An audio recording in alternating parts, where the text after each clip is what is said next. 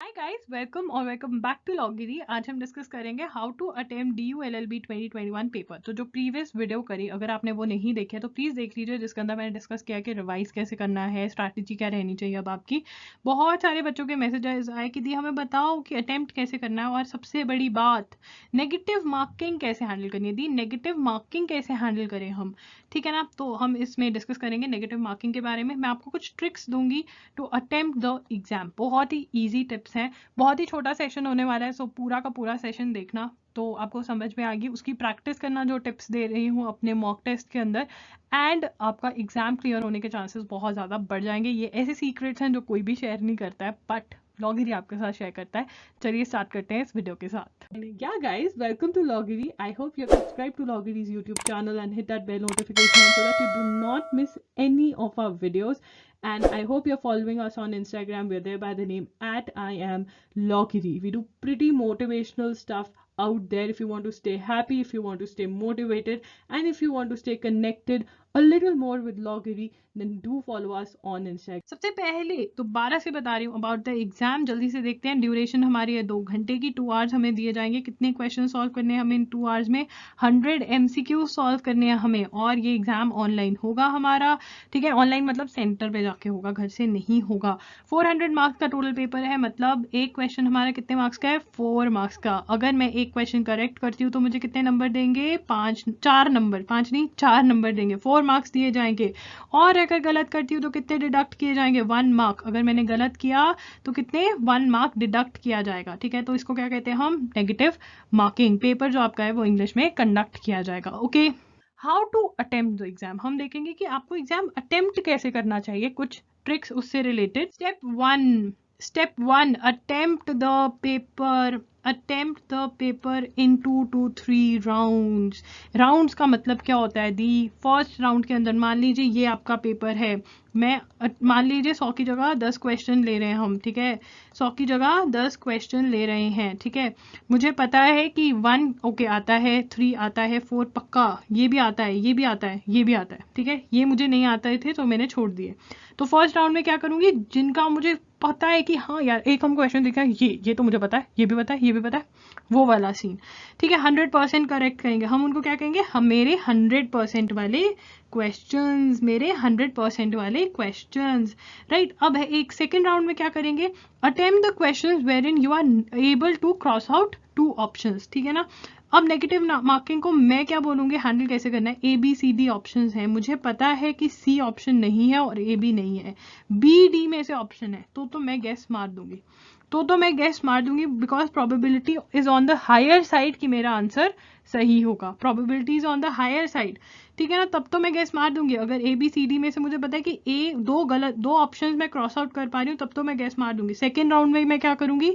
ये 50% वाले ऑप्शंस बोलूंगी इनको, क्योंकि मैं 2 कट कर पा रही हूँ और 50% चांसेस हैं कि ये मेरा आंसर सही होगा, तो मैं ये करूंगी, राइट। थर्ड राउंड में क्या करूंगी? Check if you can answer any question that is left behind, ठीक है। कई बार होता है हम पहली बार में पढ़ते हैं, हमें नहीं समझ में आता, और फिर हम एक बार और जब बार बार पढ़ते हैं हमें कहते अरे ये तो वो है, ओके फाइन, ये मेरा 100, मतलब एक टाइम पे वो 0 मार्क्स दे रहा था, बट दोबारा पढ़ने के बाद वो आपका 100% वाला क्वेश्चन बन गया, आपको 4 मार्क्स दे गया, आपको 4 मार्क्स दे गया वो क्वेश्चन। तो 2 से 3 बार रन कर सकते हो। इसमें सीक्वेंस का कोई सीन नहीं है, बिकॉज ये डिवाइड नहीं करते हैं आपके सेक्शंस, मतलब वहाँ पे सेक्शंस नहीं होते। नॉर्मली जो एग्जाम होता है ना, उसके अंदर आपका पहले इंग्लिश होता है, फिर लॉजिकल, ऐसा होता है।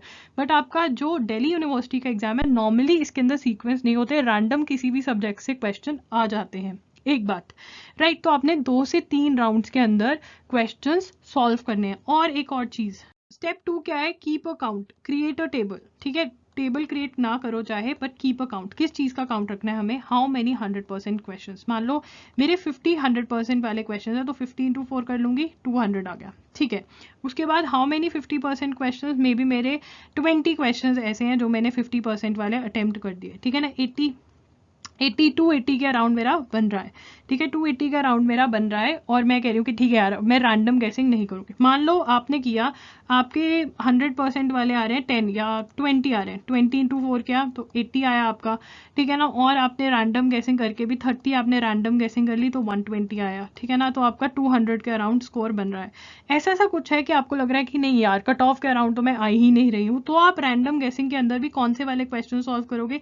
बिल्कुल रैंडम गेसिंग वाले नहीं करने हैं, बल्कि जिसमें आप एक ऑप्शन क्रॉस आउट कर पा रहे हो, फिर आप उसमें जाओगे, ठीक है ना। अगर आपको पता है कि हाँ यार इतने होंगे, हमें पता चल जाता है जब हम पेपर देते हैं ना कि वो इजी था या डिफिकल्ट था, वो डिपेंड करता है कि हमने कितनी प्रेपरेशन करी है, राइट। हमें पता चल जाता है कि पेपर इजी है, डिफिकल्ट है, तो कुछ भी है, ये एग्जाम्पल दे रही हूँ मैं, आपने ऐसे प्रैक्टिस करके जानी है कि कितना है, ठीक है ना। इन नंबर्स पे नहीं जाना। And please guys don't depend on कि प्रीवियस ईयर का कितना था, मतलब हमें गैस मारना पड़ेगा कि मतलब कभी भी पिछली बार क्या हुआ, एक बच्चे ने क्या किया, पता नहीं क्यों उसने मुझे बोला कि दी मैं ऑनलाइन अपनी कट ऑफ, मतलब अपने नहीं डीओ की कट ऑफ चेक करके गई थी और मैंने देखा था इतना कट ऑफ है, तो मैं सिर्फ इतने क्वेश्चंस ही अटेम्प्ट कर कर आई। जब मुझे लगा इतने क्वेश्चंस मैंने अटेम्प्ट कर दिए, उसके बाद मैंने देखा ही नहीं कि गलत भी तो हो सकते हैं।